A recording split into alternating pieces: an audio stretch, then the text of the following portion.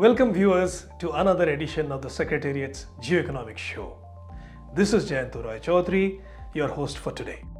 So everybody is talking about Donald Trump. He's become the 47th President of the United States of America. And that means a lot of things to a lot of people in the world. Why? Because the President of the America is the most powerful person in the world, and what he decides for America affects virtually everybody. Now, how does he affect India? First of all, the trade with India. We do much of our trade with the Americans. About 18% of our exports are for American shores. Now, that's a hell of a lot of money going into, or rather coming from America, because of what we sell there. The problem is that we did about 77 or 78 billion dollars of exports to America, and just merchandise exports. No, I'm not talking about software exports to America in 23-24. You can understand how big that market is for us. Now, Trump is talking about tariffs, increasing tariffs wherever there are problems which he is facing in his trade with that country. And certainly, we have a very high tariff wall of our own. Our tariff rates are between 27 to 30%.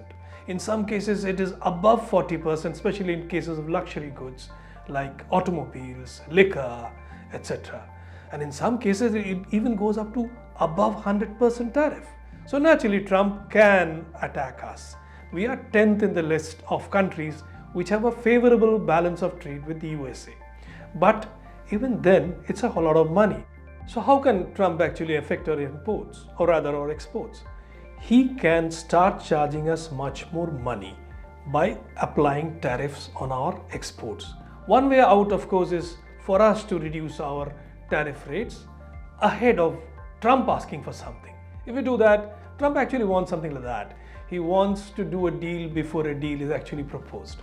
So that is a deal that we can kind of work out with him. But that's trade, but there are other issues too where we get impacted by the US. So you must have read that, Trump, one of his first executive orders was about deporting illegal immigrants. We have said we will accept anyone who's found to be an illegal living in the US. Now, how many are there? In the first round, I'm told something like 18,000 Indians have been identified as among those who are to be deported. Now, that's a lot of numbers, but that's nothing. There are estimated to be 750,000 illegal Indians living in the US. That's not much compared to the fact that there are 11 million illegal persons living in the US.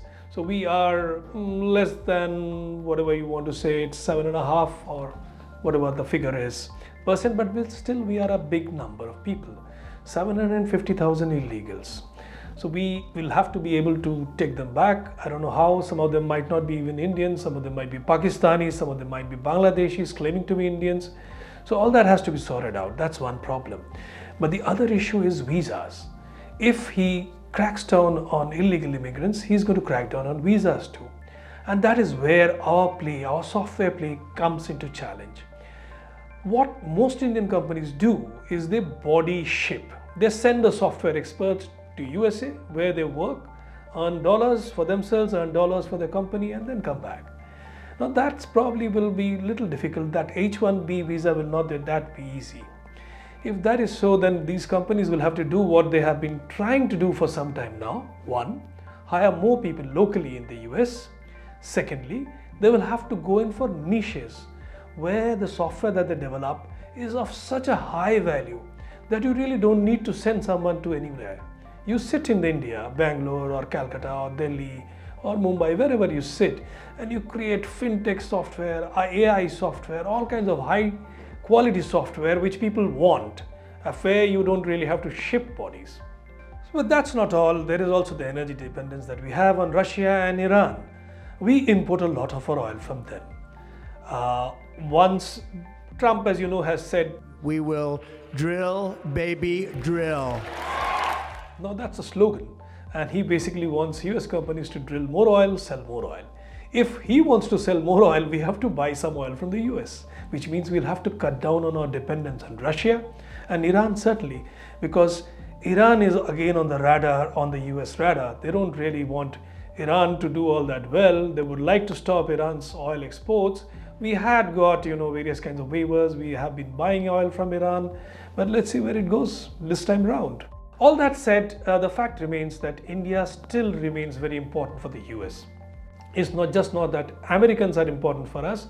India is also important for America. Why is that so? Because ultimately, in America First policy, you want to put America on top of the global order. And if you want to do that, you have to take on your next nearest rival, which is China.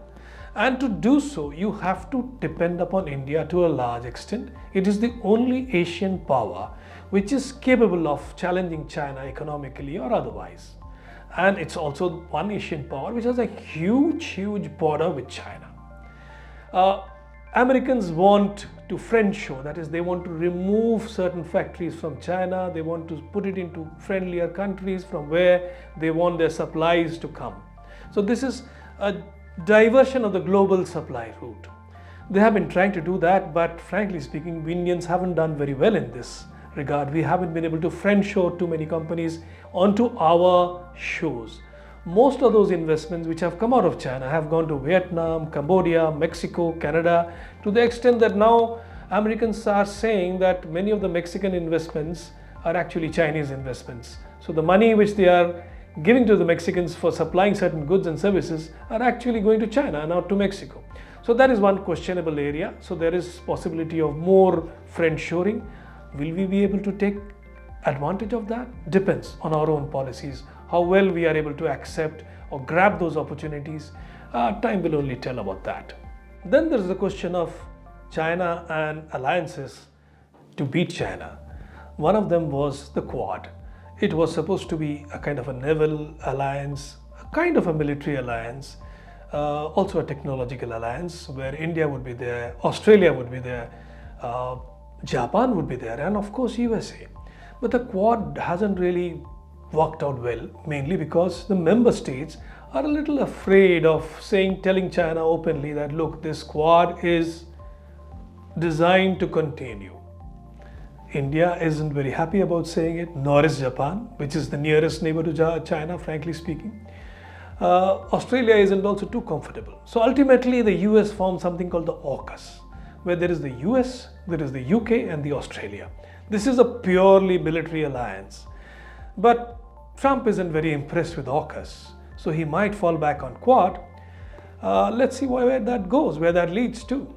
The other thing in Trump administration's dealings with India is about how it will view the rest of South Asia. How will it look at? Will it look at South Asia with our goggles, or will it look out towards other countries in South Asia with their own spectacles? And what kind of spectacles will they be? A lot depends on that. Last time round, Trump's policy was, let there be a local leader. If there is a regional player which is strong enough and which is my supporter, which is my ally, let them handle that region. Let's not get in too deeply involved in everything. Why should we get involved in a place like Bangladesh or in a place like Nepal or Sri Lanka? That was his thinking. But this time around, if he does things the same way, then there are problems perhaps for Mr. Yunus's government in Bangladesh. But of course, if he decides that no, we have to be proactive, we will ourselves solve the problems in these countries, then there is another way in which we will have to look at those problems and add solutions for those problems. So the future is going to be tough. It's not going to be so easy. But yes, there are many bright spots. It will all depend upon how India and US manage to size each other up and how they collaborate and how much they collaborate in their vision. Will the visions be similar? Will the visions be different, but in alignment? That is what we will have to look out for. Thank you, ladies and gentlemen, for listening to this edition of the Geoeconomics.